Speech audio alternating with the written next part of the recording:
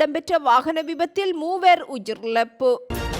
முன்னாள் ஜனாதிபதி ரணில் விக்ரமசிங்கவிற்கு சிகிச்சை அளித்த வைத்தியர்களிடம் குற்றப்புலனாய்வுத்துறை விசாரணை.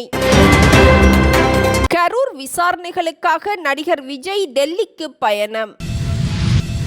புத்தளம் முந்தல் போலீஸ் பிரிவுக்குட்பட்ட நவண்டகுளம் பகுதியில் இன்று அதிகாலை இடம்பெற்ற வாகன விபத்தில் 3 பேர் உயிரிழந்துள்ளனர். கார் ஒன்றும் வேனும் நேருக்கு நேர் மோதியதில் இந்த விபத்து இடம்பெற்றுள்ளது. சம்பவத்தில் காரில் பயணித்த 2 பெண்களும் ஆணொருவரும் உயிரிழந்துள்ளனர். விபத்தில் சிக்கி காயமடைந்த மேலும் 10 பேர் சிகிச்சைகளுக்காக சிலாபம் வைத்தியசாலையில் அனுமதிக்கப்பட்டுள்ளனர். வாகன சாரதிக்கு ஏற்பட்ட நித்திரை கலக்கத்தினால் விபத்து நேர்ந்திருக்கலாம் என போலீசார் சந்தேகம் வெளியிட்டுள்ளனர். முன்னாள் ஜனாதிபதி ரணில் விக்ரமசிங்க கொழும்பு தேசிய வைத்தியசாலையில் அனுமதிக்கப்பட்டிருந்த போது அவருக்கு சிகிச்சை அளித்த மருத்துவர்களிடம் குற்றப்புலனாய்வுத்துறையினர் விசாரணைகளை முன்னெடுத்துள்ளனர். ரணில் விக்ரமசிங்கவிற்கு சிகிச்சை அளித்த 5 மருத்துவர்களிடம் வாக்குமூலங்கள் பெறப்பட்டுள்ளது. 2023ஆம் ஆண்டு ரணில் விக்ரமசிங்க ஜனாதிபதியாக இருந்தபோது லண்டனுக்கு மேற்கொண்ட தனிப்பட்ட பயணத்திற்காக அரச நிதியை முறைகேடாக பயன்படுத்திய குற்றச்சாட்டில் கடந்த ஆகஸ்ட் மாதம் கைது செய்யப்பட்டிருந்தார். கைது செய்யப்பட்ட அன்று இரவு ரணில் விக்ரமசிங்க சிறைச்சாலை வைத்தியசாலையில் அனுமதிக்கப்பட்டதோடு மறுதினம் கொழும்பு தேசிய வைத்தியசாலையின் தீவிர சிகிச்சை பிரிவுக்கு மாற்றப்பட்டார். சில நாட்களில் கொழும்பு தேசிய வைத்தியசாலையில் தங்கியிருந்து சிகிச்சை பெற்ற பின்னர் தனது மருத்துவ காரணங்களை குறிப்பிட்டு பிணையில் செல்ல அனுமதி பெற்றதுடன் சிகிச்சையின் பின்னர் அவர் வைத்தியசாலையில் இருந்து வெளியேறியிருந்தார். இந்நிலையில் குறித்த காலப்பகுதியில் ரணில் விக்ரமசிங்கவிற்கு சிகிச்சை மேற்கொண்ட 5 மருத்துவர்களிடம் குற்றப்புலனாய்வுத்துறையினர் விசாரணைகளை முன்னெடுத்துள்ளனர்.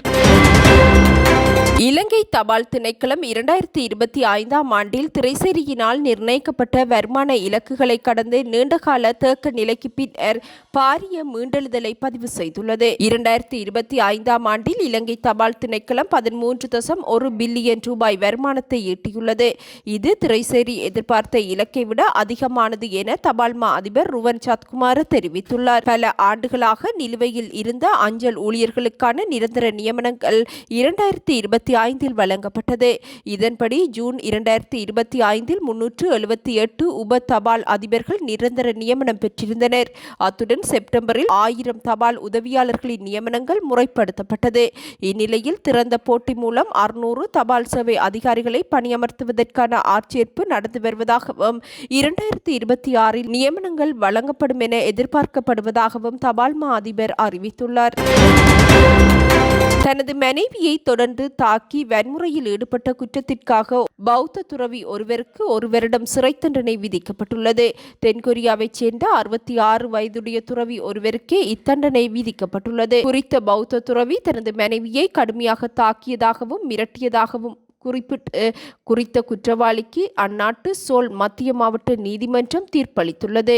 2024ஆம் ஆண்டு டிசம்பர் 20ஆம் தேதியன்று துறவி மதுபோதையில் இத்தாக்குதல் சம்பவங்களை முன்னெடுத்ததாக குற்றச்சாட்டுகள் முன்வைக்கப்பட்டுள்ளன. இதேவேளை இத்துறவி இதற்கு முன்னரும் 39 முறை வன்முறை மிரட்டல் தொடர்பான குற்றங்களுக்காக தண்டிக்கப்பட்டவர் என்பதுடன் 2005ஆம் ஆண்டு மே மாதம் 14 மாத சிறை தண்டனை இவருக்கு விதிக்கப்பட்டதாகவும் அறிவிக்கப்பட்டுள்ளது. கடந்த 2022ஆம் ஆண்டு குறித்த துறவியை மாது என்று அவரது மனைவி விவாகரத்து செய்திருந்தாலும் இருவரும் ஒன்றாக வாழ்ந்து வந்துள்ளமையும் விசாரணைகளில் கண்டறியப்பட்டுள்ளது.